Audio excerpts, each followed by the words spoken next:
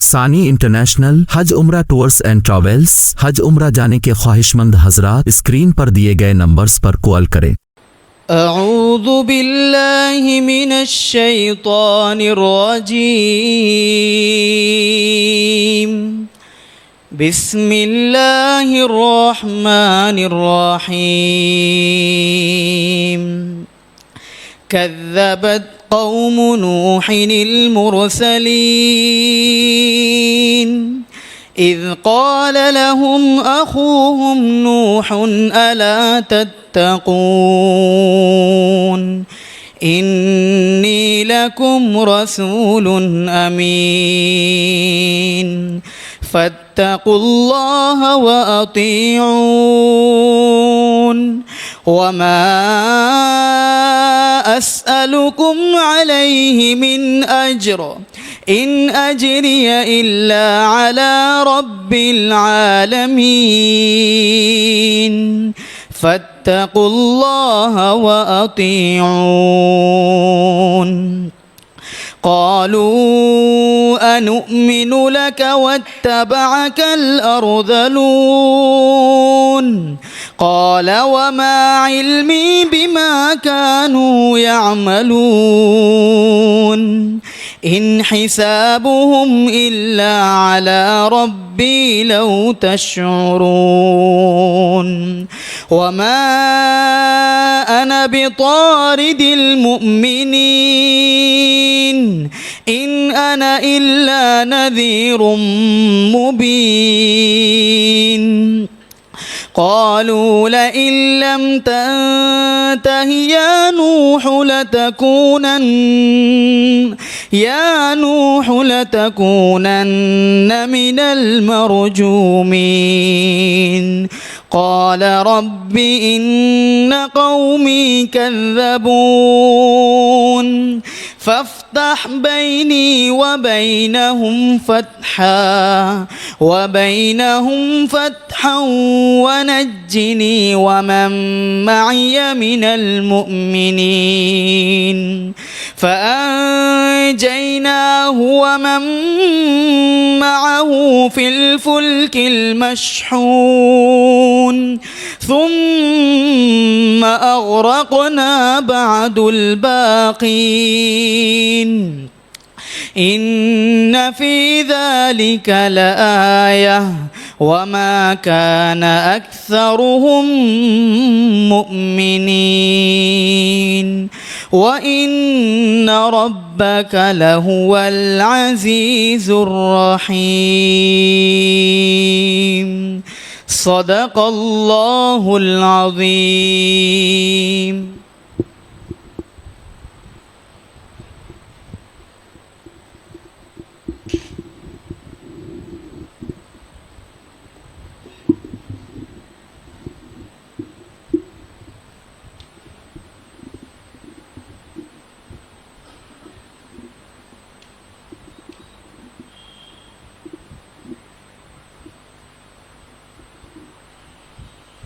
السلام علیکم ورحمۃ اللہ وبرکاتہ۔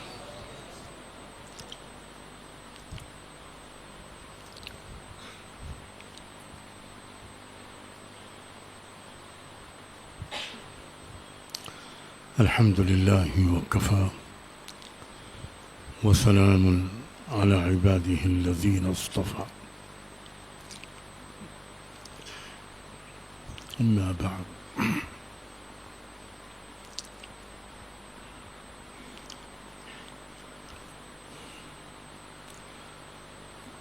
اس رمضان مبارک میں شروع سے یہ معمول رہا کہ روزانہ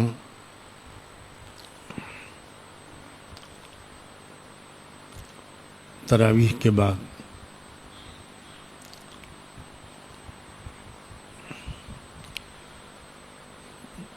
قرآن مجید ہی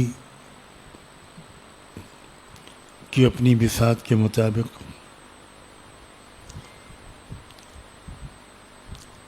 کچھ تشریح و تفسیر مختصر کر کے اس کی کوشش کی جائے کہ عام ہمارے ایمانی اسلامی بھائی اور بہن، نوجوان لڑکے اور لڑکیاں،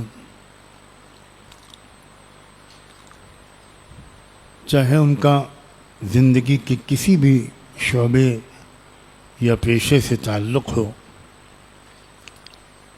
وہ بھی اللہ کے کلام کو سمجھے، اس لیے کہ ہم میں سے ہر ایک قرآن کا مخاطب ہے،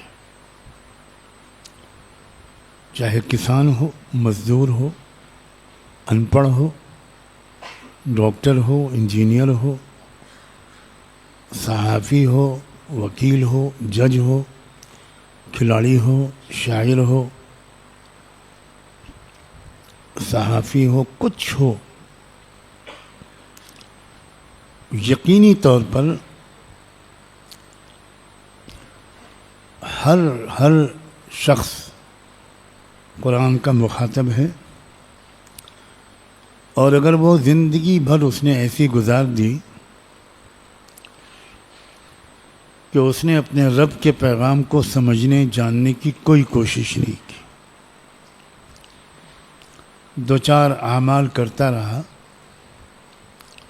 تو بلا کسی شک و شبے کے وہ بہت بڑا گنہگار اور قصوروار قرار پائے گا۔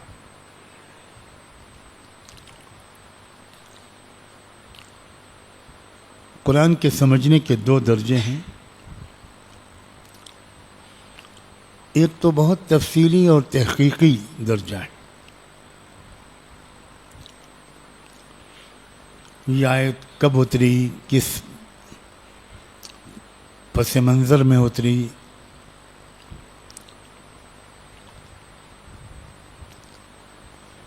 اس سے ملتی جلتی آیتیں قرآن میں کہاں کہاں ہیں، وغیرہ وغیرہ، یہ تفصیلی جو قرآن کی سمجھ ہے، یہ عام مسلمانوں کے ذمے لازم نہیں ہے،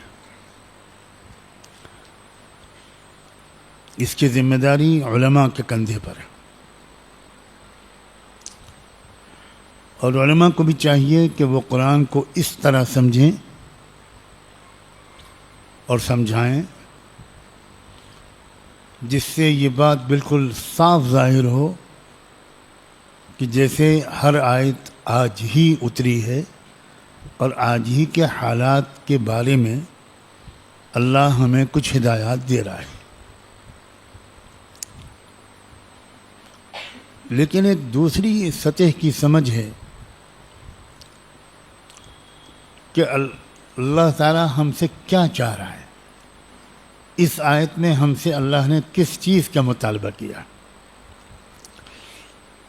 اگر توکل کا مطالبہ کیا ہو تو سمجھ میں آئے کہ اللہ نے اس آیت میں ہم سے توکل کا مطالبہ کیا، تقوی کا مطالبہ کیا، اس آیت میں ایمان اور یقین کا مطالبہ کیا، اس آیت میں اپنی قدرت بیان کی ہے، اس آیت میں پچھلی قوم کا یا کسی فرد کا کوئی سبق آموز واقعہ بیان کیا ہے۔ اتنا جاننا ہر مسلمان مرد اور عورت کے ذمے لازم ہے، اور میں بہت دکھ کے ساتھ کہتا ہوں کہ شاید اس زمانے میں 10 لاکھ مسلمانوں میں سے بھی 5 لوگ بھی اس کو بھی ضروری نہیں سمجھتے۔ یہ بالکل غلط بات ہے، بالکل غلط بات ہے، بالکل غلط بات ہے۔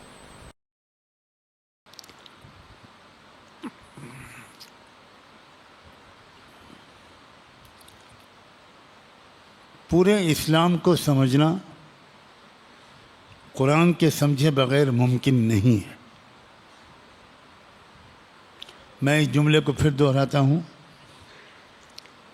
پورے اسلام کو سمجھنا قرآن کو سمجھے بغیر ممکن نہیں، اور پورے اسلام پر عمل کیے بغیر نجات ممکن نہیں ہے، بالکل ممکن نہیں، قطعاً ممکن نہیں۔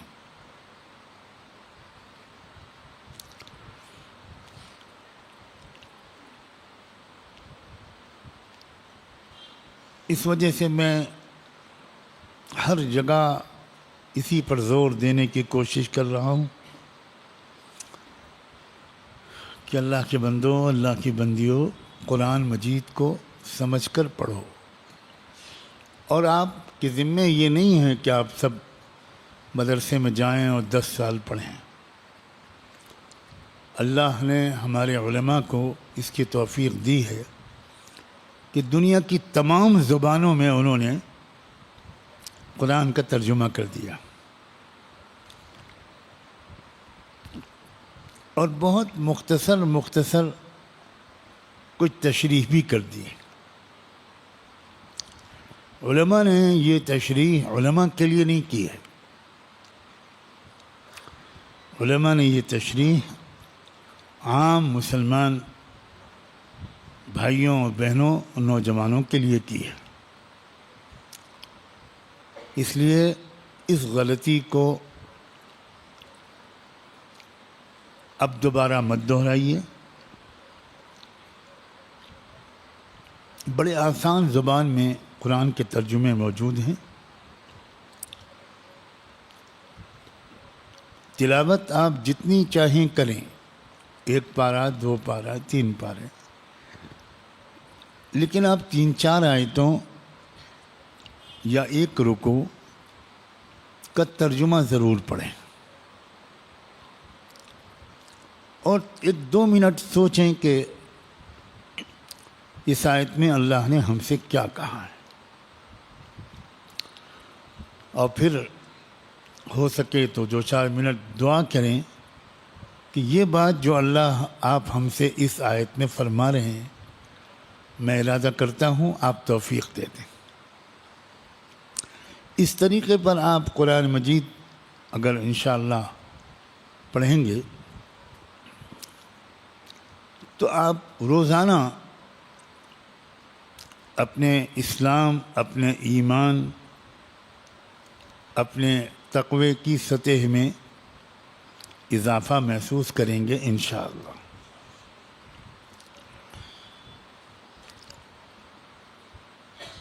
اللہ کا شکر ہے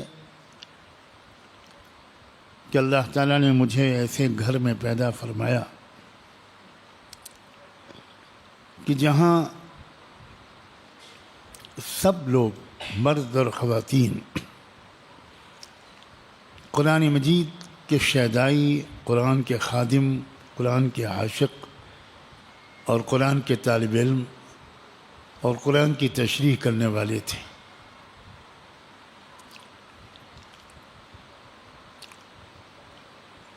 میرے والد ماجد کو تو بہت سے لوگ جانتے ہیں، اللہ نے ان کو قرآن مجید کی بہت گہری سمجھ اور بہت آسان زبان میں قرآن کی تشریح کرنے کا ایک ملکہ عطا فرمایا تھا، اور انہوں نے عام مسلمانوں کی مدد کے لیے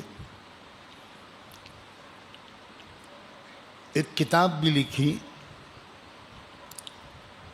جس کا نام ہے قرآن آپ سے کیا کہتا ہے، قرآن کی تعلیمات کا خلاصہ۔ یہ بھی کئی زبانوں میں یہ کتاب چھپ چکی ہے۔ جن مسلمانوں نے اس کے ذریعے سے قرآن کو کچھ سمجھا اور جن کا تعلق اس کے ذریعے سے قرآن سے کچھ بڑھا، ان کی تعداد تو اللہ ہی جانے، لیکن وہ غیر مسلم بھائی اور بہن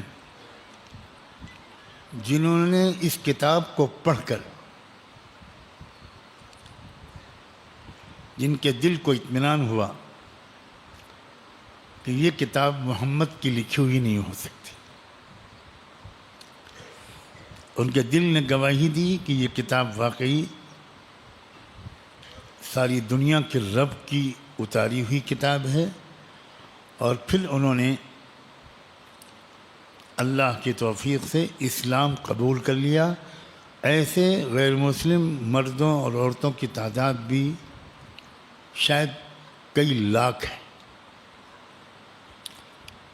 دکھ ہوتا ہے، مجھے بہت دکھ ہوتا ہے اور اب برداشت نہیں ہوتا کہ اکثر وہ مسلمان جو 5 وقت کی نماز بھی پڑھتے ہیں لیکن وہ بھی کتابیں پڑھنے کے بالکل عادی نہیں، پوچھتے بھی نہیں کہ ہم کون سی کتاب پڑھیں۔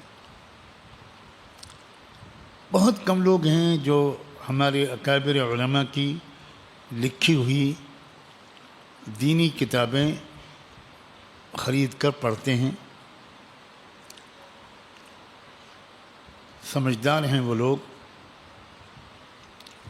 جو اپنے ماہانہ بجٹ میں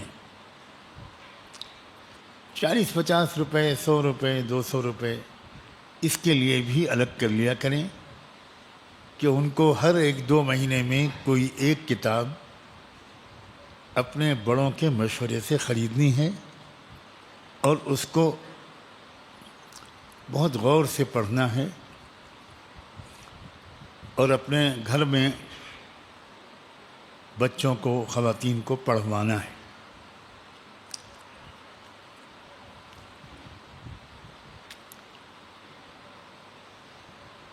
آپ ذرا سا غور کریں، صرف 23 سال ملے اللہ کے رسول کو، کتنے ملے؟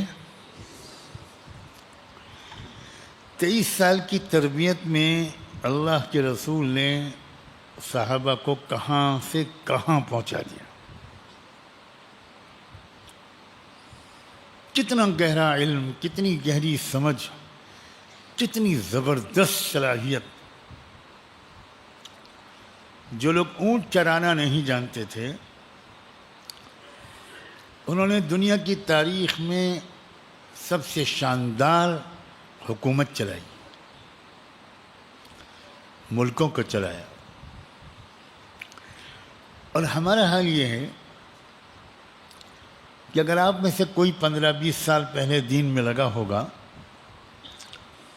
تو اس کی سطح کتنی بڑی؟ کوئی بتائے گا؟ کیوں بھائی؟ کیا بیلگام کے لوگوں نے رات میں نہ بولنے کا روزہ رکھا؟ انی نذرت للرحمن صوما فلن اکلم اليوم انسیا۔ میں بھی آگے نہیں بڑھوں گا جب تک آپ جواب نہیں دیں۔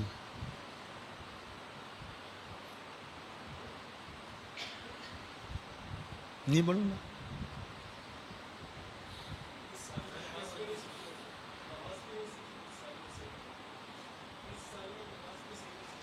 میں نماز کے بارے میں پوچھ ہی نہیں رہا ہوں، جو پوچھ رہا ہوں اس کا جواب دیجیے، گھمائیے نہیں، مجھے معلوم ہے آپ بہت سمجھدار آدمی۔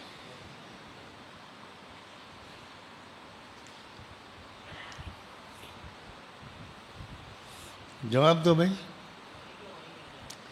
ہیں وہیں کے وہیں۔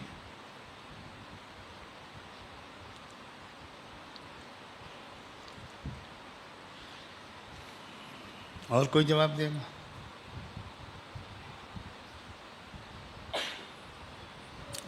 دینی بیانات کب سے سن رہے ہیں آپ؟ کتنے سال سے؟ کوئی کہے گا 5 سال سے، کوئی کہے گا 10 سال سے۔ کیوں بھائی؟ کتنے سال سے سن رہے ہیں؟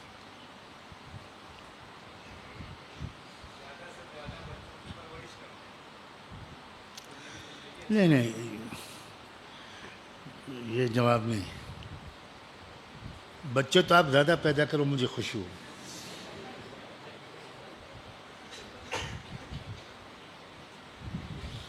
کوئی دوا پوچھنی ہو تو بتا دوں گا.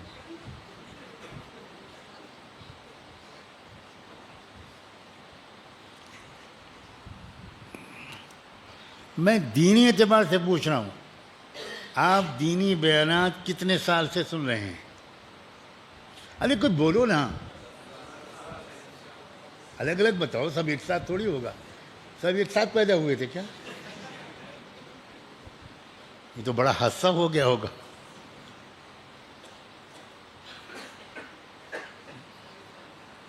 کیوں بھائی؟ 30-40 سال. اللہ اکبر. اور سطح بڑھی جتنی بڑھنی چاہیے تھی. لوگوں اس پر ذرا سنجیدگی سے سوچو.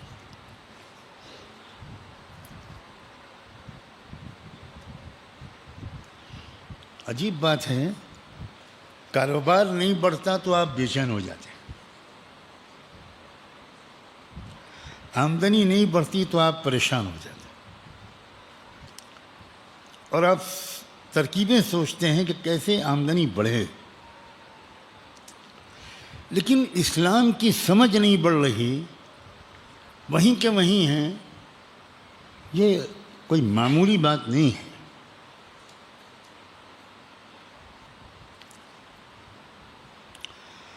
اس لیے میرا مشورہ ہے مخلصانہ کہ قرآن سے جڑیے. آج طاق رات ہے. آج سچے دل سے ارادہ کیجیے، دل میں دعا مانگیے کہ آج ہی سے ہم قرآن سے اپنے رشتے کو بہتر بنائیں گے.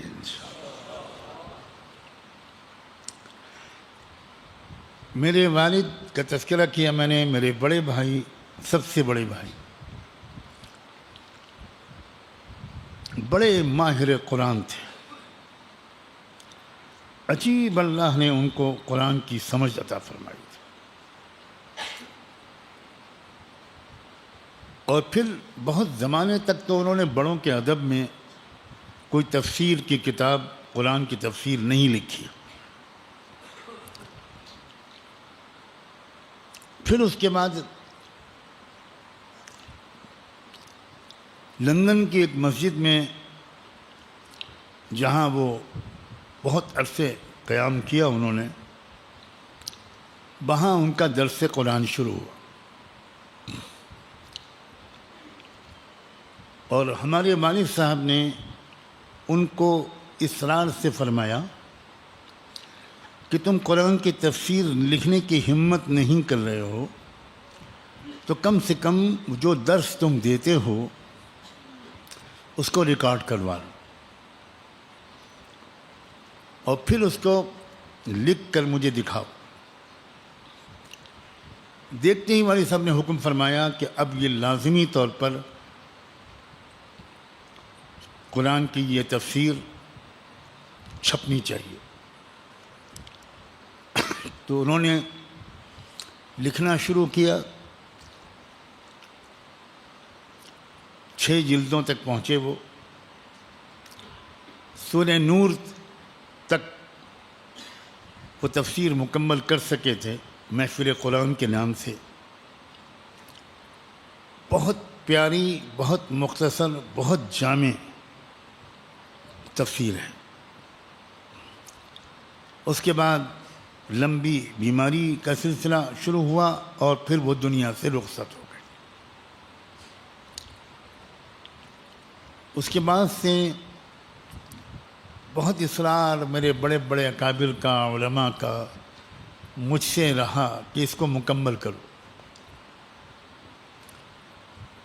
مگر میری محرومی، میری کوتاہی کہ میں اپنے بڑوں کی اس ہدایت پر عمل نہیں کر سکا. اس دوران میرے ایک اور بھائی نے، وہ بھی مجھ سے بڑے رہے، وہ حیات ہیں الحمدللہ. انہوں نے بھی محنت کی اور قرآن کا ایک ترجمہ بہت آسان 50 ترجموں سے فائدہ اٹھاتے ہوئے انہوں نے قرآن کا ایک نیا ترجمہ لکھا اور اس کے حاشیے پر بہت مختصر بہت آسان تفسیر لکھی. الحمدللہ. اب اس سال جب رمضان مبارک قریب ہوا آیا اور میری صحت بہت تیزی سے پچھلے 1.5-2 سال سے گر رہی ہے، تو مجھے بہت ڈر لگا کہ اب میں اپنے بڑوں کو کیا منہ دکھاؤں گا. تو میں نے اس مرتبہ رمضان میں نیرل خانقاہ میں یہ معمول بنایا کہ روزانہ تراویح کے بعد سورہ نور کے آگے سورہ فرقان سے درس دینا شروع کیا. سورہ فرقان مکمل ہو گئی، پھر سورہ شعراء شروع ہوئی اور سورہ شعراء کی آیت نمبر 104 تک وہاں درس مکمل ہو چکا تھا. آج جن آیتوں کی اس وقت تلاوت ہوئی ہے آپ کے سامنے، وہ سورہ شعراء کی آیت نمبر 105 سے آیت نمبر 122 تک کل 18 آیتوں کی تلاوت کی گئی.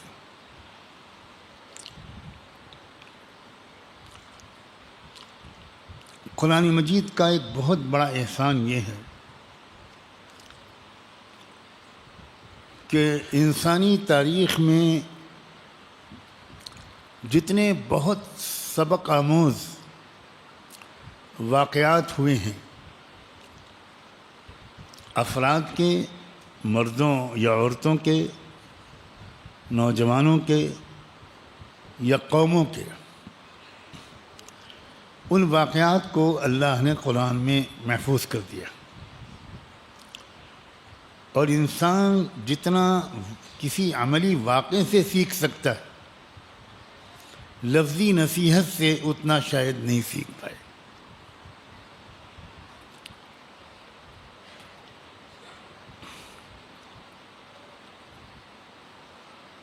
سورہ شعراء میں کئی قوموں کے اور انبیاء علیہ السلام کے واقعات اللہ نے سنائے ہیں. حضرت ابراہیم علیہ السلام کا واقعہ بہت اچھی خاصی تفصیل سے آ چکا ہے، اور حضرت موسیٰ علیہ السلام کا واقعہ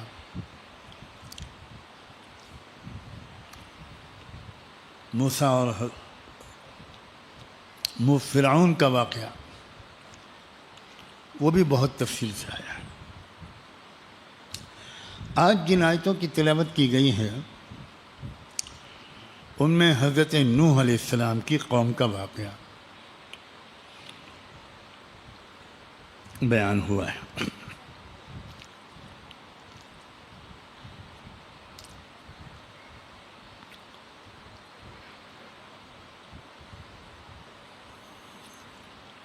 ارشاد ہوا کذبت قوم نوح المرسلین. نوح کی قوم نے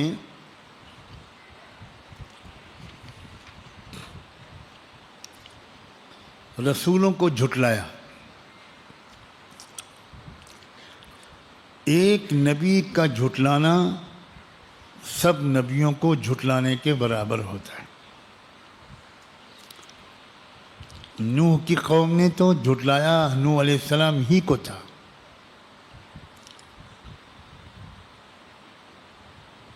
زیادہ تر جو نبی و رسول آئے ہیں وہ حضرت نوح کے بعد آئے ہیں، لیکن یہ اشارہ ہے کہ سارے نبی ایک ہی دین لے کر آئے.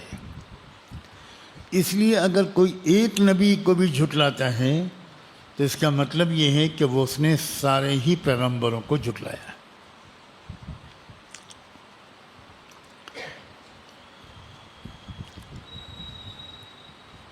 اس کے بعد فرمایا اذ قال لهم اخوهم نوح الا تتقون،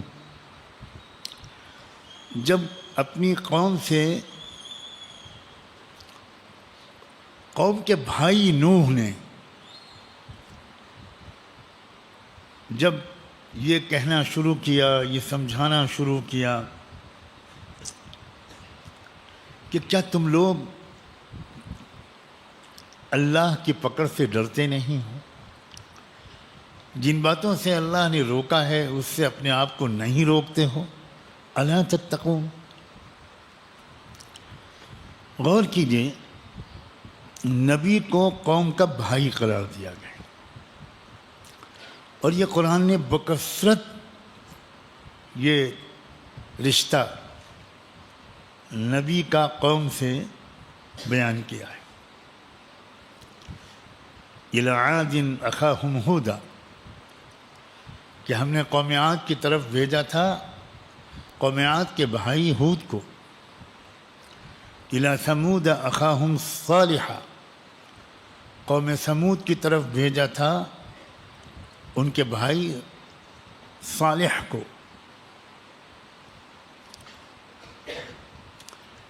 اس میں اس طرف بھی اشارہ ہے کہ نبی کوئی باہر سے آنے والا فرد نہیں تھا جس کو وہ پہچانتے نہ ہوں،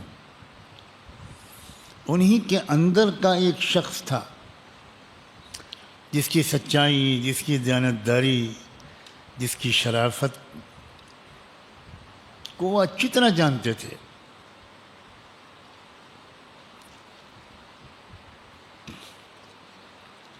اور اس میں ایک اشارہ ہم کو اپنی اصلاح کے لیے یہ بھی لینا چاہیے کہ اگر ہم میں سے کسی کو اللہ تعالیٰ نے کچھ ایسا بنا دیا، کچھ اس لائق بنا دیا کہ ہم کچھ قرآن کو سمجھنے لگے، کچھ علم آ گیا تھوڑا بہت، تو ہم اپنے کو عوام سے الگ نہ سمجھیں، عام لوگوں سے بہت اونچا نہ سمجھیں، ہم بالکل برادرانہ تعلق رکھیں اور برادرانہ انداز سے لوگوں سے بات کریں۔ اس میں علماء کے لیے بہت بڑی نصیحت ہے، بہت بڑی نصیحت ہے۔ انی لکم رسول امین، نوح علیہ السلام نے اپنی قوم سے کہا کہ میں ایک معتبر رسول ہوں، دیانتدار، امانت دار، سچ بولنے والا، اللہ کا قاصد و نمائندہ ہوں۔ فاتقوا اللہ واطیعون، تو اللہ کا خوف کرو اور جو میں تم کو بتاتا جاؤں وہ مانتے جاؤ۔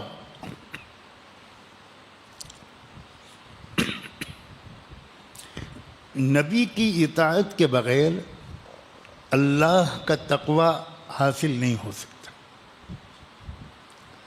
نبی کی اطاعت ہی پہنچاتی ہے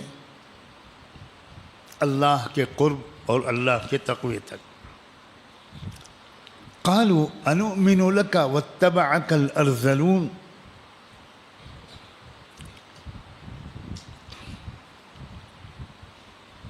اس سے پہلے ایک آیت چھوٹ گئی، وما اسألكم علیہ من اجر، یہ جو میں تم کو اللہ کا پیغام پہنچا رہا ہوں، میں اس پر تم سے تو کوئی صلہ نہیں مانگتا، میرا صلہ تو رب العالمین کے ذمے ہے، وہ دے گا مجھ کو اپنی اس خدمت کا صلہ۔ ان اجری الا علی رب العالمین فاتقوا اللہ واطیعون، پھر دوبارہ دہرایا، اس لیے میری قوم کے لوگوں اللہ کا تقوی اختیار کرو اور میرا کہنا مانو۔ قالوا انؤمن لك واتبعك الارذلون، کیا جواب دیا قوم نے؟ قوم نے کہا کہ ہم تمہاری بات مان لیں، جب کہ ہم یہ دیکھ رہے ہیں کہ تمہاری بات ماننے والے لوگ جو ہیں وہ ہمارے سماج کے بہت نیچ لوگ ہیں، بہت نیچے درجے کے لوگ ہیں۔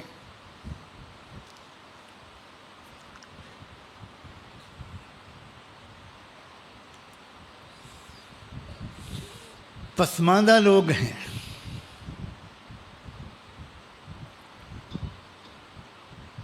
دو پہلو ہیں قابل غور۔ ایک تو یہ کہ یہ کیا بات ہے کہ زیادہ تر دین کی طرف بڑھنے والے، اللہ و رسول کی طرف بڑھنے والے لوگ وہی لوگ ہوتے ہیں جو سماج میں پچھڑے ہوئے ہوتے ہیں، غریب ہوتے ہیں، جو بڑے لوگ ہوتے ہیں اکثر و بیشتر وہ توجہ نہیں کرتے۔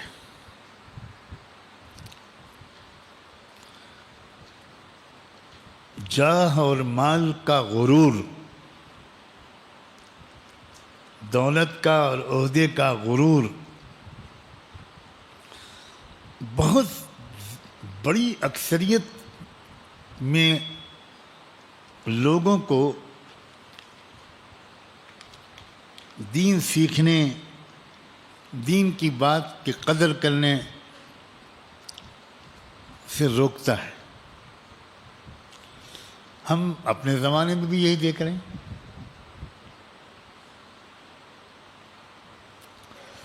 اور یہ ہر نبی کے دور میں رہا، اور نوح علیہ السلام سے تو ان کے قوم کے بڑوں نے یہ کہا کہ تمہارے ساتھ کچھ بڑے بڑے لوگ ہوتے، بڑے مالدار، دولت مند، انٹلیکچوئلز، دانشور، حکومتیں چلانے والے، کوٹھی بنگلہ والے، تو ہم آتے تمہارے پاس۔ ہم تو دیکھ رہے ہیں کہ تمہارے ساتھ تو بالکل ہمارے ٹوٹے پھوٹے قسم کے لوگ ہیں، ان کے ساتھ تم کہتے ہو ہم بیٹھیں۔ اللہ تعالیٰ اس تکبر سے بچائے۔ بہت خطرناک یہ رجحان ہے۔ وَاتَّبَعَكَ الْأَرْذَلُونَ۔ ہم سماج کے بڑے لوگ ہیں، تم ہم کو اپنے سے قریب لانا چاہتے ہو تو پہلے ان لوگوں کو اپنے سے دور کرو، ہم ان کے ساتھ نہیں بیٹھیں گے۔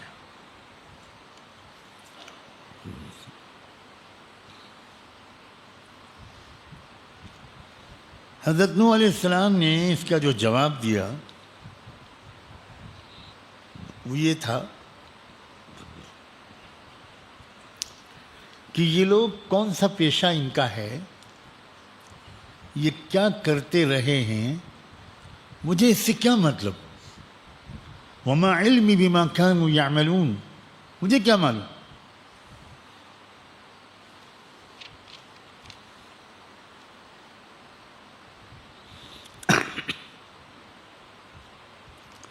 ان حسابهم الا على ربی، ماضی میں یہ کیا کرتے رہے اس کا حساب میرے ذمے نہیں ہے، رب کے ذمے ہے۔ ان انا الا نذیر مبین،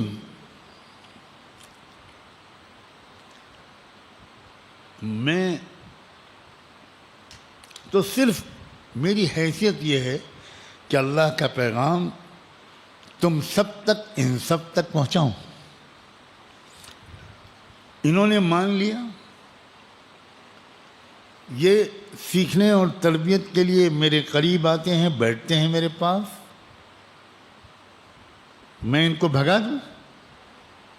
وما انا بطارد المؤمنین، یہ ایمان والے لوگ ہیں، میں ایمان والوں کو تم کو خوش کرنے کے لیے اپنے پاس سے دور نہیں کر سکتا۔ یہ ہے دعوت کا مزاج، یہ ہے نبوت کا مزاج۔ نبوت کے یہاں، اللہ کے یہاں قدر جو ہے وہ طلب کی ہے۔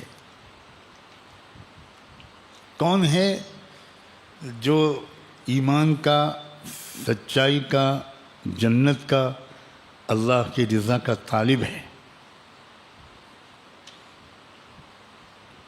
وہ بہت زیادہ قابل قدر ہے اس کروڑ پتی اور ارب پتی کے مقابلے میں جس کے غرور نے اس کو مار رکھا ہے۔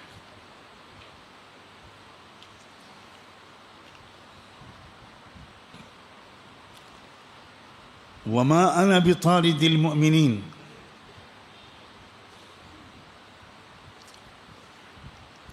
تم اگر یہ شرط لگاتے ہو کہ میں ان کو پہلے دور بھگاؤں تب تم آؤ گے، یہ کبھی نہیں کروں گا میں۔ ان انا الا نذیر مبین،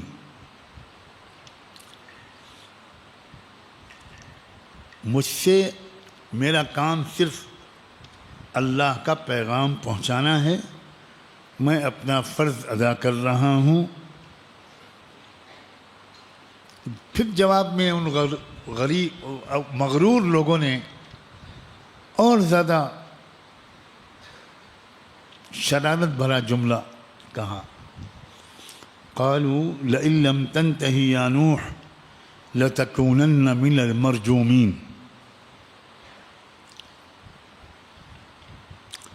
اگر تم اپنی اس دعوت سے باز نہیں آئے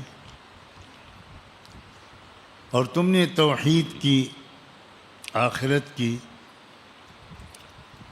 اللہ کے تقوی کی بات سماج میں پھیلانا بند نہیں کیا تو پھر یاد رکھنا ہم پتھر مار مار کے سنسار کر کے تمہیں ہلاک کر دیں گے، تمہارا خاتمہ ہمارے ہاتھوں سے اس طرح ہوگا۔ ہمیشہ یاد رکھیں، حق کی دعوت اور اس کی دلیلوں کے سامنے جب باطل شکست کھانے لگتا ہے، دلیلوں کا جواب نہیں دے پاتا، تو ہمیشہ دھمکی پر اترتا ہے۔ یہ ہمیشہ سے طریقہ ہے۔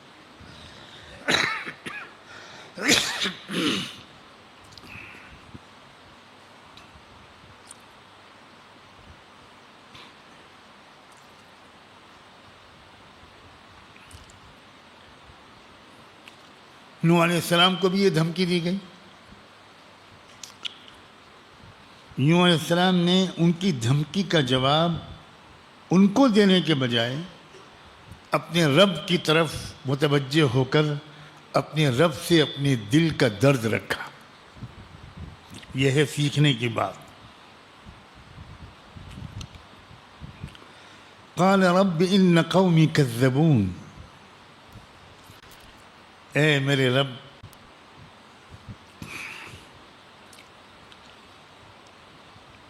میری قوم تو مسلسل مجھ کو جھٹلا ہی رہی ہے۔ یہ ذہن میں رکھیے گا کہ پہلی ہی ملاقات میں اور شروع کے سالوں میں، شروع کے ہفتوں یا مہینوں میں یہ ساری بات نہیں ہوئی تھی۔ یہ لمبی کہانی ہے۔ نوح علیہ السلام سمجھاتے رہے، ان کی قوم کے کچھ غریب لوگ ان کی بات مانتے رہے، زیادہ تر لوگ دشمنی ہی کرتے رہے، جھٹلاتے ہی رہے۔ پھر نوح علیہ السلام سمجھاتے رہے، دن کو سمجھاتے، رات کو سمجھاتے، تنہائیوں میں ایک ایک سے مل کر سمجھاتے، مجموع کو سمجھاتے، رب انی دعوت قومی لیلا و نہارا۔ سال ہاں سال، سینکڑوں سال، اللہ اکبر، یہ کوشش، یہ محنت بڑے صبر و برداشت کے ساتھ اپنی قوم کے لوگوں کو سمجھانے کی نوح علیہ السلام کرتے رہے، ان کی طرف سے پیش آنے والی تکلیفوں کو، مخالفتوں کو، دھمکیوں کو جھیلتے رہے۔ قرآن مجید میں الگ الگ مقام پر نبیوں کے واقعات کے الگ الگ واقعات کو الگ الگ مقامات پر بیان کیا ہے۔ سورت کا جو مرکزی مضمون ہوتا ہے،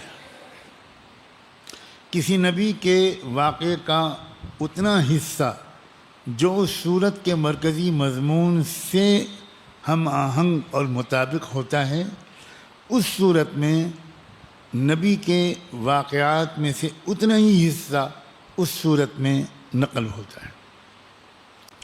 یہ نہیں سمجھنا چاہیے کہ بس ایک دن گفتگو ہوئی، 2 دن گفتگو ہوئی اور قصہ تمام، طوفان نوح آ گیا، عذاب آ گیا۔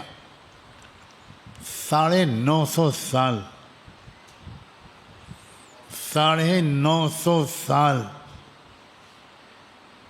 اللہ کے نبی نوح اپنی قوم کو سمجھاتے رہے، تکلیفیں برداشت کرتے رہے، یہاں تک کہ اللہ کی طرف سے ان کو یہ اشارہ مل گیا کہ جتنے لوگ ایمان لا چکے ہیں وہ لا چکے ہیں، اب ایک کبھی اضافہ نہیں ہوگا، یہ سب ہلاک کیے جائیں گے۔ جب یہ اشارہ ملا تب نوح علیہ السلام نے وہ دعا مانگی جو یہاں نقل ہو رہی ہے، ان قومی کذبون، اے اللہ بہت ہو گیا، میری قوم اب جھٹلانے پر جم چکی ہے، فافتح بینی و بینہم فتحا، بس اے اللہ اب میرے اور ان کے درمیان آخری فیصلہ اب فرما دیجیے۔ اللہ اکبر۔ یاد رکھیں، ایسی کوئی دعا کوئی نبی اللہ کے اشارے اور اجازت کے بغیر نہیں کر سکتا۔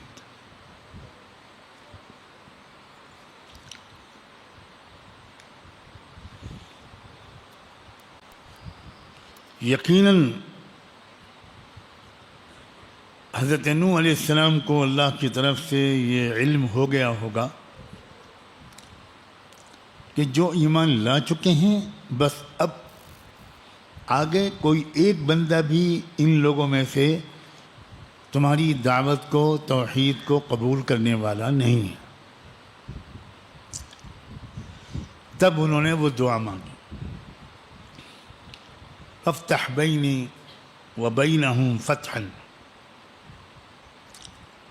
یا اللہ بس اب اپنی فتح و نصرت اتار دیجئے، میرے اور ان کے درمیان اب فیصلہ کر دیجئے۔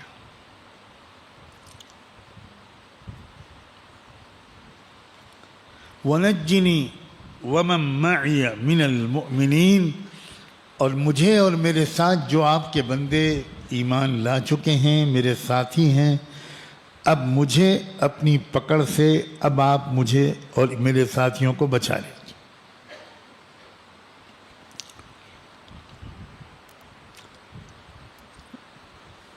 فَأَنجَيْنَاهُ وَمَن مَّعَهُ فِي الْفُلْكِ الْمَشْحُونِ،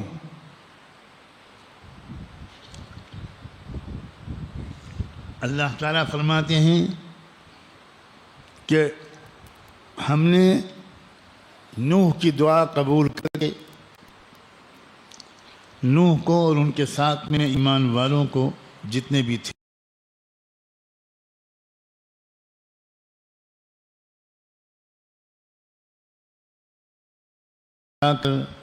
ہم نے ان کو اس عذاب سے جو طوفان کی شکل میں آیا تھا بچا لیا۔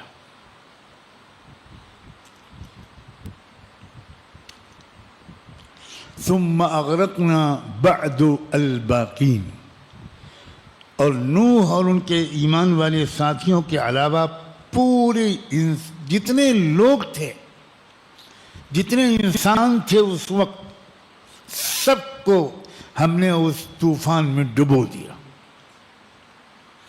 فَأَغْرَقْنَا بَعْدُ الْبَاقِينَ.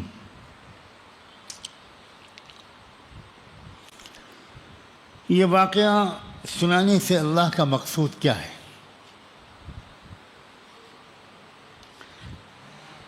اس کو اللہ نے پھر دہرایا ہے، ایک ہی جملے کو. اس پوری صورت میں ہر واقعے کے بعد وہی الفاظ، وہی آیت، وہی جملہ اللہ تعالیٰ دہراتے چلے آ رہے ہیں. ان فی ذالک لآیہ.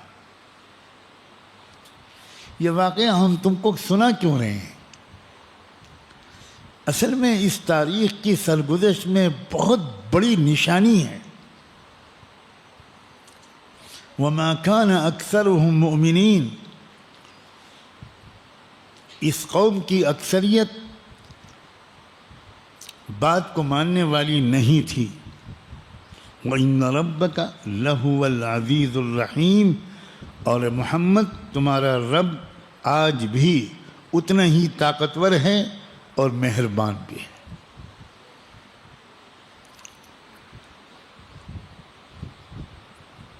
کیوں سنائے ہیں اللہ نے یہ واقعات؟ مجھے چند جملے اس کے بارے میں کہنے دیجیے.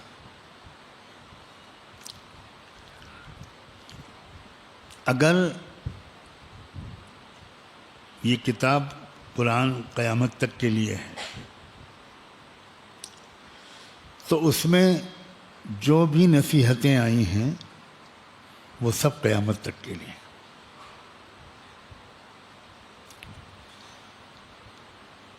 ہر دور میں ایمان والوں کا امتحان لیا جاتا ہے.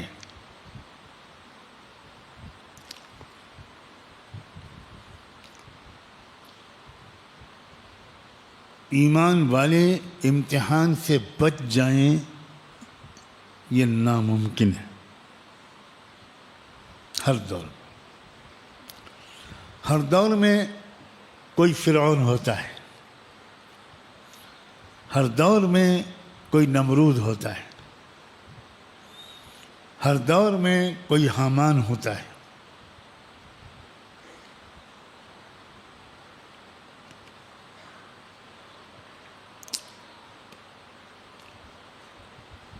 یہ بات بہت صاف لفظوں میں بہت عرصے سے کہہ رہا ہوں. کاش کے لوگ اس کو ایک تقریر اور بیان کا حصہ نہ سمجھتے.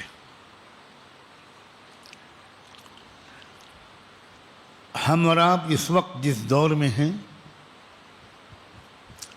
یہ دور کفر اور اسلام، شرک اور توحید، ظلم اور انصاف کے درمیان ایک فیصلہ کن مقابلے کا دور ہے. بات سمجھ میں آئی؟ کتنا آسان ہے اس کا سننا.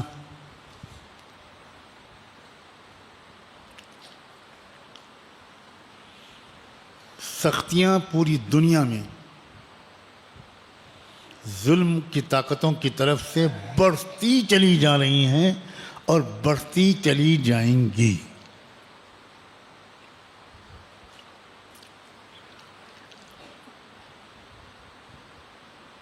اپنے دل و دماغ کو، اپنی ہمت اور حوصلے کو،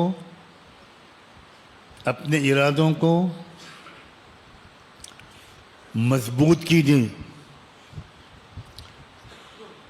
دنیا سے جو دل بہت لگا ہوا ہے اس کو کم کیجیے.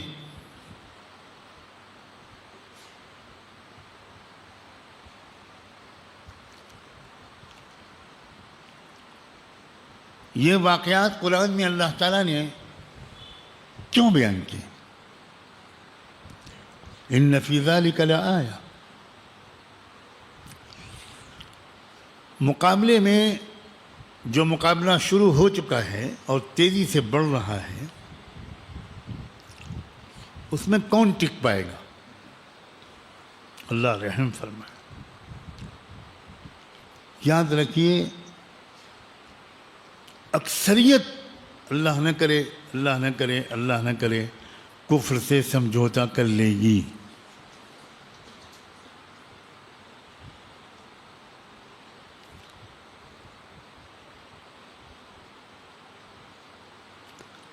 سختیاں بہت بڑھیں گی، ظلم بہت بڑھے گا،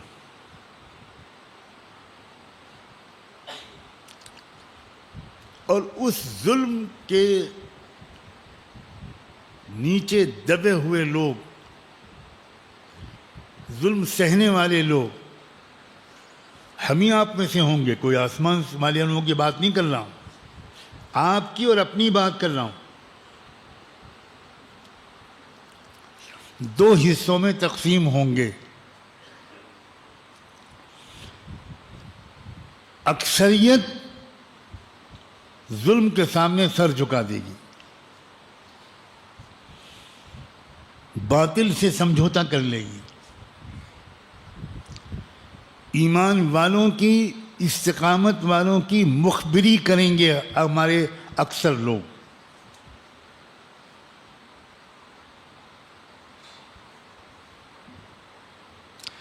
دوسری قسم ان کی ہوگی جو مضبوطی سے ثابت قدم رہیں گے، تکلیفیں بہت برداشت کریں گے، جیلوں میں ٹھونسے جائیں گے، خدا جانے کیسی کیسی سزائیں ان کو دی جائیں گی، کیا کیا ہوگا۔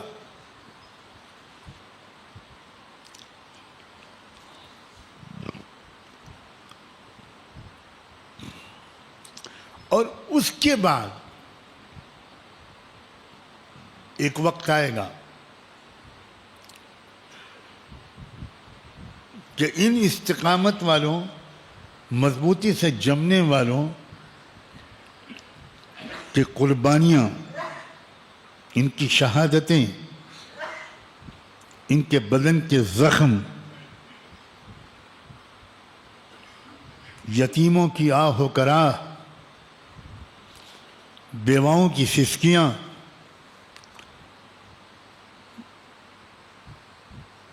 ایک وقت آئے گا کہ اللہ کے فیصلے کو زمین پر اتار لیں گے، اور اس کے بعد ان مظلوم، کمزور، زخموں سے چور، ایک ایک دن میں 1,000 800 جنازے اٹھانے والے، ان کو اللہ فاتح عالم بنائے گا۔ یقیناً وہ دن آئے گا، اور اب تو ایسا لگتا ہے کہ وہ دن پہلے کے مقابلے میں بہت قریب ہو گیا، لیکن چھٹائی سخت ہوگی۔ کوئی خوش فہمی میں نہ رہے کہ میں ان لوگوں میں شامل ہوں گا جن پر اللہ کی مدد آئے گی۔ نہ کوئی مرد خوش فہمی میں رہے، نہ کوئی عورت۔ سخت حالات میں حق پر جمنا، حق کی گواہی دینا، ٹس سے مس نہ ہونا، اور اللہ کی طاقت، اللہ کی قدرت سے اچھی امید باندھے رکھنا، اور اللہ کے فیصلوں پر راضی رہنا، کیونکہ اللہ کی مدد جلدی نہیں آتی۔ ہزار ہماری تمنا ہو کہ اللہ کی مدد کیوں نہیں آ رہی، یہ ہر دور میں ہوا ہے، پیغمبروں کے ساتھ بھی ہوا ہے۔ تو ہم لوگ، ہماری کیا اوقات ہے؟ اتنی تکلیفیں آتی تھیں ظالم طاقتوں کی طرف سے کہ پیغمبر تک پکار اٹھتے تھے کہ مت آ رسول اللہ، کب آئے گی اللہ کی مدد؟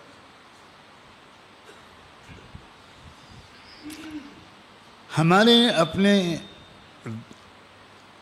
حلقے میں ہمارے درمیان ذہنی طور پر ہم کو تیار رہنے کے بارے میں جتنا زور و شور سے ہمارے درمیان اس بات کا مذاکرہ ہونا چاہیے نہیں ہو رہا ہے، اور اسی لیے ہم لوگ عادی نہیں ہیں ان باتوں کے۔ جب میں یہ باتیں کرتا ہوں تو آپ تو میری طرف دیکھ رہے ہوتے ہیں اور میں آپ کے چہروں کو دیکھ رہا ہوتا ہوں۔ سب کے چہروں پر ہوائیاں اڑی ہوئی نظر آ رہی، گھبرائے ہوئے سب، اور یہ سوچ رہے ہیں کہ انشاءاللہ بیلگام میں نہیں ہوگا، اعظم نگر میں نہیں ہوگا،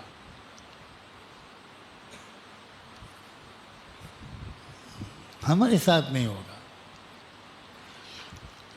اور یہ سوچ رہے ہیں کہ یار آج حضرت نے کیا موضوع چھیڑ دیا۔ یہ تو سمجھ میں نہیں آتا۔ ہو سکتا ہے کل تعداد کم ہو جائے، کیونکہ ہم میٹھی میٹھی باتیں سننے کے عادی ہو گئے۔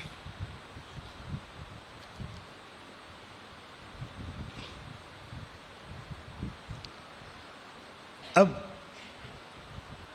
قرآن مجید کی تشریح کرنے والا کیا قرآن کی تحریف کرے؟ قرآن میں جو آیا ہے وہ آپ کی خوشی کی خاطر بیان نہ کرے، چھپا دے؟ لوگوں، اللہ سے استقامت مانگو، استقامت مانگو اللہ سے۔ ہمیں ضرور اللہ سے یہ مانگنا ہے کہ اللہ ہم کمزور لوگ ہیں، ہماری آزمائش نہ کیجیے، ہم امتحان کے لائق نہیں۔ اس دعا کے مانگنے میں کوئی حرج نہیں، لیکن یہ یاد رکھیے کہ امتحان تو ہوگا۔ ہمیں یہ مانگنا ہے کہ اگر واقعی ہماری قسمت میں بھی کوئی آزمائش آپ نے لکھی ہو، کوئی امتحان لکھا ہو، تو میرے مولا میرے قدموں کو جما دیجیے گا، مجھے استقامت نصیب فرما دیجیے گا، مجھے مصیبت سے نکلنے کے لیے کوئی شرک کا نعرہ لگانے سے بچائے رکھیے گا، کفر کو قبول کر لینے سے بچائے رکھیے گا۔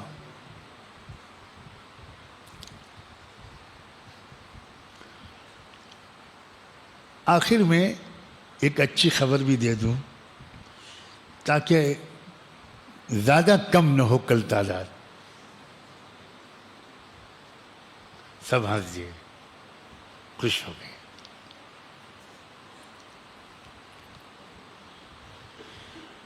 ورق پلٹنا شروع ہو چکا ہے الحمدللہ۔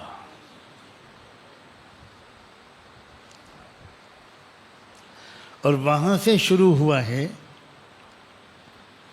جہاں کے بارے میں 50 حدیثوں میں رحمت دو عالم صلی اللہ علیہ وآلہ وسلم نے یہ ارشاد فرمایا ہے کہ سمجھ لینا کہ جب شام میں اچھے لوگ آ جائیں، انصاف والے لوگ آ جائیں، لوٹ مار اور قتل و غارت گری کرنے والے فرعون صفت لوگ مغلوب ہو جائیں، تو یہ سمجھ لینا کہ اب دنیا میں ظلم کا خاتمہ شروع ہو گیا ہے، انصاف کے نظام کا قیام دھیرے دھیرے اب آگے بڑھے گا۔ لیکن وہاں بھی انصاف کا نظام قربانیوں کے بعد قائم ہوا ہے، مجاہدوں کے بعد قائم ہوا ہے۔ بہت تکلیفیں برداشت کی ہیں لوگوں نے، بہت تکلیفیں برداشت کی، لاکھوں شہید ہوئے ہیں، لاکھوں جلا وطن ہوئے ہیں، لیکن ایک اچھی تعداد ان سب مجاہدوں، تکلیفوں اور قربانیوں کے باوجود سچائی اور انصاف پر جمی رہی، پیچھے نہیں ہٹی، سمجھوتا نہیں کیا، سر نہیں جھکایا، اور بالآخر اللہ نے امتحان لینے کے بعد ان کو کامیابی عطا فرمائی۔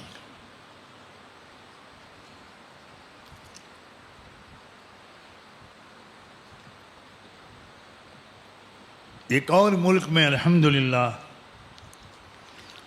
کل ہی ورق پلٹا ہے، کل جمعے کے دن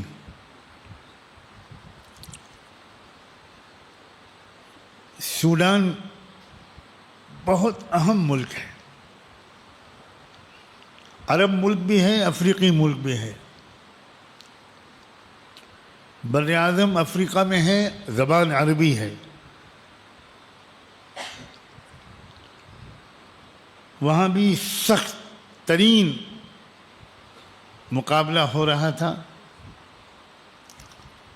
بہت قربانیاں دی وہاں نوجوانوں نے، بہت قربانیاں، جمے رہے، تکلیفیں برداشت کی، اور کل اللہ تعالیٰ نے الحمدللہ الحمدللہ الحمدللہ وہاں کے صدارتی محل میں ان مجاہدین کو فاتحانہ داخل کر دیا،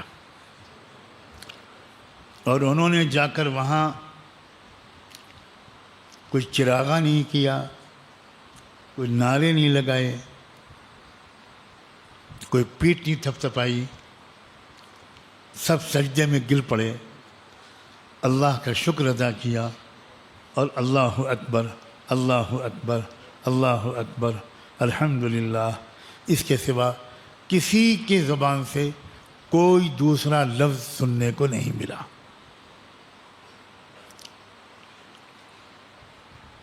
اللہ تعالیٰ انہی آزمائشوں سے گزار کر اور سخت آزمائشوں سے گزار کر انشاءاللہ بیت المقدس میں بھی مکمل فتح عطا فرمائیں گے، اور ایک نیا دور شروع ہوگا۔ میں یہ باتیں جان بوجھ کر رہا ہوں، یہ محسوس کرتے ہوئے کہ ہمارے حلقے کی اکثریت اس کے سامنے بہت سی ضروری باتیں نہیں آ رہی، بالکل نہیں آ رہی۔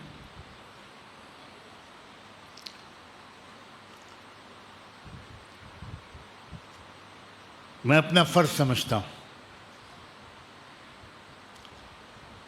کہ ان باتوں سے، ان حقیقتوں سے بھی جہاں تک ہو سکے اپنے بھائیوں اور بہنوں کو آگاہ کروں۔ ہماری عورتیں تو بالکل ہی بے خبر، بالکل آپ نے اپنے گھروں کی مستورات کو 100% بے خبر رکھا ہے۔ جرم ہے، بہت بڑا جرم ہے، بہت بڑا جرم ہے۔ قرآن مجید میں اللہ کی رحمتوں کا بیان بھی ہے، اور قرآن مجید میں فرعون اور نمرود کے مظالم کا بیان بھی ہے، شیطانی طاقتوں کے غرور اور تکبر کا بیان بھی ہے، اور اس زمانے کی امتوں میں ثابت قدم سچے پکے مومنوں اور مومنات کا بیان بھی ہے اور منافقین اور منافقات کا بیان بھی۔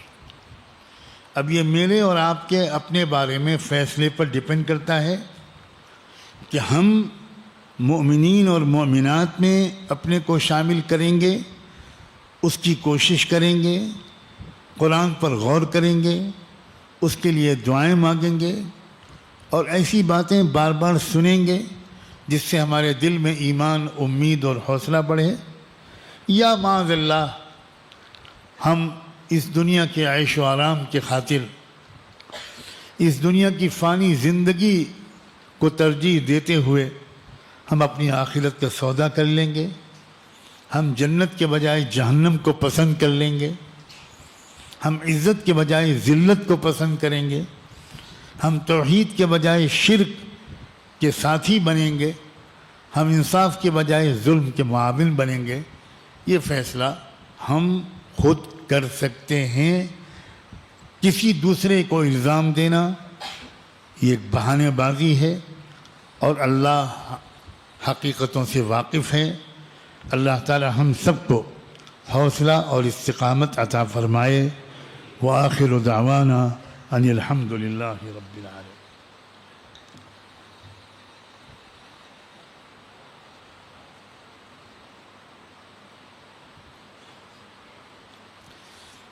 دعا ہوگی، ذرا بیٹھے رہیں تو اچھا ہے۔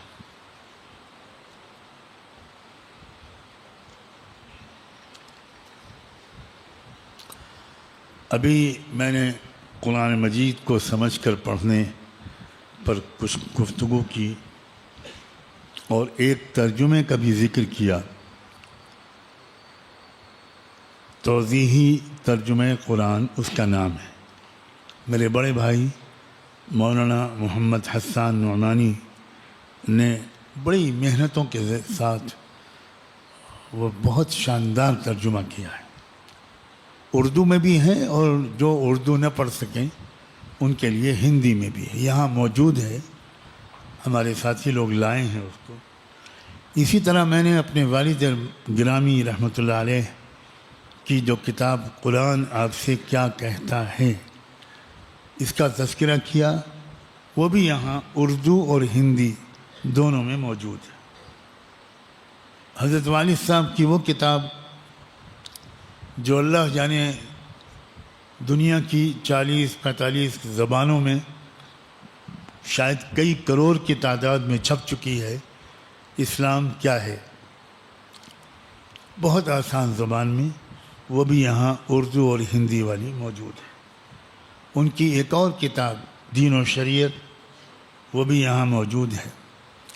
اور ہمارے والد ماجد رحمۃ اللہ علیہ نے جو دعائیں منتخب کی تھیں ان دعاؤں کو الگ بھی چھاپ دیا گیا ہے مناجات نعمانی کے نام سے، وہ بھی یہاں موجود ہے۔ بہترین تحفہ ہے رمضان کا۔ اور ماہنامہ الفرقان کا جو تازہ شمارہ ہے وہ بھی یہاں موجود ہے۔ اللہ کرے کہ آپ حضرات ان چیزوں کو حاصل کریں اور فائدہ اٹھائیں۔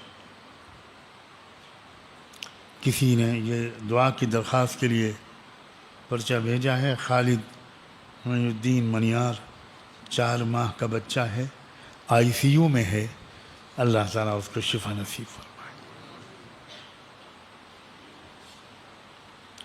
دعا فرمائے۔ سبحان اللہ و بحمدہ، سبحانک اللہم و بحمدک، نشہد ان لا الہ الا انت، نستغفرك ونتوب إليك، نستغفرك ونتوب إليك۔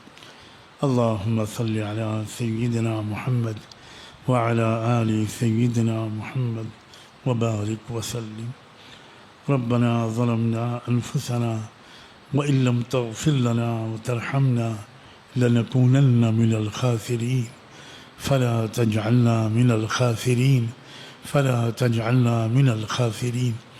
اللهم اغفر للمسلمين والمسلمات والمؤمنين والمؤمنات الأحياء منهم والأموات۔ ربنا اغفر لنا ولإخواننا الذين سبقونا بالإيمان ولا تجعل في قلوبنا غلا للذين آمنوا ربنا إنك رؤوف رحیم۔ اے اللہ، ہم آپ کے بندے اور آپ کی بندیاں آپ کے حضور میں حاضر ہیں۔ آخری عشرہ شروع ہو گیا ہے، پہلی تاقرات ہے۔ آپ کے بندے ہر مسجد میں اے اللہ اعتکاف کی نیت سے بیٹھ چکے۔ اے اللہ، ہر طرف سے ہٹ کٹ کر، گھر بار کو چھوڑ کر، بیوی بچوں کو، کاروبار کو آپ کے حوالے کر کے آئے ہیں آپ کی خوشامد کرنے، آپ سے معافی مانگنے، آپ کے در پر پڑ گئے ہیں۔ اے اللہ، ان کے اعتکاف کو قبول فرما، ان کو خوب اچھا اعتکاف کرنے کی توفیق دے، ایک منٹ بھی ان کا ضائع نہ ہو۔ اے اللہ، خوب تلاوت کرنے، خوب ذکر کرنے، خوب توبہ کرنے، خوب درود پڑھنے، خوب معافی مانگنے۔ اے اللہ، اس کی توفیق سب اعتکاف کرنے والوں کو عطا فرما۔ اے اللہ، اور پھر ان معتکفین کو یہ بھی توفیق دے کہ یہ پوری امت کے لیے دعائیں مانگیں۔ اے اللہ، حق کے غلبے کے لیے دعائیں مانگیں، انصاف کے غلبے کے لیے دعائیں مانگیں۔ اے اللہ، مظلوموں کی مدد کے لیے دعائیں مانگیں۔ اے اللہ، فلسطین کے لیے دعائیں مانگیں، بیت المقدس کے لیے دعائیں مانگیں۔ اے اللہ، مصر و شام کے لیے دعائیں مانگیں، سوڈان کے لیے دعائیں مانگیں، اپنے ملک کے لیے دعائیں مانگیں۔ اے اللہ، ہمارے ملک میں انصاف کے نظام کو قائم فرما دیجیے۔ اے اللہ، انصاف کے نظام کو قائم کر دیجیے۔ اے رب کریم، اے اللہ، حکمت اور ہمت نصیب فرما، حکمت اور ہمت نصیب فرما، بہادری کے ساتھ سمجھداری بھی عطا فرما، بہادری کے ساتھ سمجھداری بھی عطا فرما۔ رب کریم، ایک بار اس پورے مجمع پر ایک نظر ڈال دیجیے، ایک نظر ڈال دیجیے۔ اللہ، رحمت کی نظر ڈال دیجیے۔ اے اللہ، کون ہیں یہ؟ آپ کے بندے ہیں، آپ کے محبوب کے غلام ہیں۔ اے اللہ، محبوب کے سنتوں پر چلنا چاہتے ہیں، یہ اپنی اصلاح کے لیے آئے ہیں۔ اللہ، کسی کو دعویٰ نہیں ہے کہ ہم نیک ہوتے تو ہم یہاں کیوں آتے ہیں؟ اے اللہ، خطا کار ہو، گنہگار ہیں، ٹوٹ گئے ہیں۔ اے اللہ، کیا کریں؟ شیطان سے ہم جیت نہیں پا رہے، نفس پر ہم غالب نہیں آ پا رہے۔ صبح کو توبہ کرتے ہیں، شام ہوتے ہوتے ٹوٹ جاتی ہے۔ شیطان کبھی کبھی دل میں ڈالتا ہے، کب تک ٹھوکریں کھاتا رہے گا؟ تیری قسمت میں جنت نہیں ہے، تیری قسمت میں اللہ کی رضا نہیں ہے، تو میرے ساتھ جہنم میں جلے گا، چھوڑ یہ سب۔ اے اللہ، ہم شیطان کی آپ کے دربار میں آج شکایت کرنا چاہتے ہیں، اس مردود کو ناکام کر، اس مردود کو ناکام کر، اس مردود کو ناکام کر، ہمیں فتح یاب فرما، ہمیں فتح یاب فرما، ہمیں فتح یاب فرما۔ رب انی مغلوب فانتصر، رب انی مغلوب فانتصر، رب انی مغلوب فانتصر۔ اے اللہ، جب تک دنیا میں آپ ہم کو زندہ رکھیں، ایمان کے ساتھ رکھیے گا۔ اے اللہ، نیک اعمال کی توفیق کے ساتھ رکھیے گا، صحت، عافیت اور عزت کے ساتھ رکھیے گا۔ اور جب آخری وقت آئے، اے اللہ، اے اللہ، اے اللہ، اے اللہ، اے اللہ، اے اللہ، آسان موت دیجیے گا، ایمان پر موت دیجیے گا۔ اے اللہ، آسان موت دیجیے گا۔ بہت سے لوگ مرتے وقت گالیاں بکتے رہتے ہیں، اللہ، گانے گاتے رہتے ہیں، اور بہت سے لوگ مرتے وقت اے اللہ کلمہ پڑھتے ہیں، آپ کو اپنا فرشتوں کو دیکھنے لگتے ہیں، جنت دکھائی جانے لگتی ہے، ڈر لگتا ہے مانگتے ہوئے، مگر آپ سے نہ مانگیں تو کس سے مانگیں؟ اے اللہ، کون ہے ہمارا؟ کون ہے ہمارا؟ سب نے چھوڑ دیا ہے اللہ، آپ مت چھوڑیے گا، ہمیں ایمان کامل پر اٹھائیے گا، آسان موت دے کر حسن خاتمہ ابھی سے ہماری قسمت میں لکھ دیجئے، حسن خاتمہ ہماری قسمت میں لکھ دیجئے۔ اے اللہ، رمضان کی خیرات لینے آئے ہیں، آخری عشرے کی خیرات لینے آئے ہیں، آخری عشرے کی خیرات لینے آئے ہیں۔ اے اللہ، تقوی عطا فرما، اپنی محبت نصیب فرما، اپنی خشیت نصیب فرما، عبادت کا ذوق نصیب فرما، رکوع سجدے کی لذت نصیب فرما، رکوع سجدے کی لذت نصیب فرما، لمبی دعاؤں کی سعادت نصیب فرما۔ اے رب کریم، ہماری ان تمام دعاؤں کو ہمارے حق میں بھی قبول فرما لیجئے، اور ہمارے گھر والوں، ہماری بیویوں، ہمارے بچوں، ہماری بہوؤں دامادوں، ہمارے پوتوں پوتیوں، نواسوں نواسیوں، ہمارے دور اور قریب کے رشتہ داروں، اے اللہ سب کے حق میں ان دعاؤں کو قبول فرما۔ ہمارے اساتذہ، مشائخ، علماء اور محسنین کے حق میں قبول فرما، مساجد کی حفاظت فرما، مدارس کی حفاظت فرما، مکاتب کی حفاظت فرما۔ اے رب کریم، اے اللہ، جو مانگا ہے وہ بھی عطا فرما دیجئے، جو نہیں مانگ سکے، مانگنا چاہیے تھا، وہ بھی عطا فرما دیجئے۔ ایک آخری التجا اور ہے، ہم سب کی طرف سے نام لے لے کر رحمت دو عالم صلی اللہ علیہ وآلہ وسلم کی خدمت اقدس میں ہم سب کی طرف سے درود و سلام بھجوا دیجئے، ان پر اور ان کی آل پر، اہل بیت پر، صحابہ اور صحابیات پر، ازواج مطہرات پر، ذریت طیبہ پر، اور ان کے نقش قدم پر چلنے والے تمام صالحین و صالحات پر، اور اے اللہ انہی کے نقش قدم پر ہم سب کو جینے اور مرنے کی توفیق عطا فرما۔ وصلی اللہ تعالی علی خیر خلقہ سیدنا محمد وعلی آلہ وصحبہ اجمعین برحمتک یا ارحم الراحمین۔ ذرا تھوڑا راستہ خالی کر دیں، اور حضرات تھوڑا رک جائیں، بعد میں اٹھے 2 منٹ میں ذرا نکل جاؤں۔